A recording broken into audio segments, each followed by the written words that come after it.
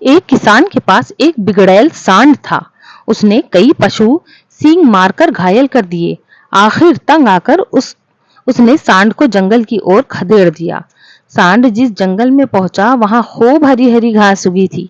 आजाद होने के बाद सांड के पास दो ही काम रह गए थे, खूब खाना, हुंकारना तथा पेड़ों के तनों में सींग फंसा फंसा कर जोर जोर से लगाना। सांड पहले से भी अधिक मोटा हो गया। सारे शरीर में ऐसी मांसपेशियां उभरी जैसे चमड़ी से बाहर छलक रही हों। पीठ पर कंधों के ऊपर की गांठ बढ़ती बढ़ती धोबी के कपड़ों के गट्ठर जितनी बड़ी हो गई थी। गले में चमड़ी और मांस की तहों के तहे लटक रहे थे। उसी वन में एक गीदड़ और गीदड़ी का जोड़ा भी रहता था, जो बड़े जानवरों द्वारा छेड़े शिकार को खाकर गुजारा चलाते थे। स्वयं वो केवल जंगली चूहों आदि का ही शिकार कर पाते थे। संयोग से एक दिन वो मतवाला सांड झूमता हुआ इधर उधर आ निकला, जिधर गीदड़ गीदड़ी रहते थे। गीदड़ी ने उस सांड को देखा तो उसकी आंखें फटी की फटी रह गईं। उसने आवाज देकर गीदड़ को बाहर बुलाया और बोली, देखो तो इसकी मांसपेशियां, इसका मांस खाने में कितना स्वादिष्ट होगा। आहा, भगवान ने हमें क्या स्वादिष्ट तोहफा भेजा है।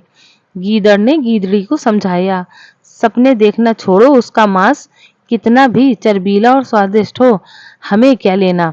गीदड़ी भड़क उठी, तुम तो भोंदू हो, देखते नहीं हो उसकी पीठ पर जो चर्बी की गांठ है वो किसी भी समय गिर जाएगी, हमें उठाना भर होगा। और उसके गले में जो मांस की तह नीचे लटक रही हैं वो किसी भी समय टूटकर नीचे गिर सकती हैं। बस हमें इसके पीछे पीछे चलते रहना होगा। गीदड़ बोला, भाग्यवान, ये लालच छोड़ो। गीदड़ी जिद करने लगी, तुम हाथ में आया मौका अपनी कायरता से गंवाना चाहते हो, तुम्हें मेरे साथ चलना होगा, मैं अकेली कितना खा पाऊंगी। गीदड़ी की हट के सामने गीदड़ भी कुछ न कर सका। दोनों ने सांड के पीछे पीछे चलना शुरू कर दिया। सांड के पीछे चलते चलते उन्हें कई दिन हो गए, पर सांड के शरीर से कुछ नहीं गिरा। गीदड़ ने बार बार गीदड़ी को समझाने की कोशिश की, गीदड़ी घर चलते हैं, एक दो चूहे मारकर पेट की आग बुझाते हैं।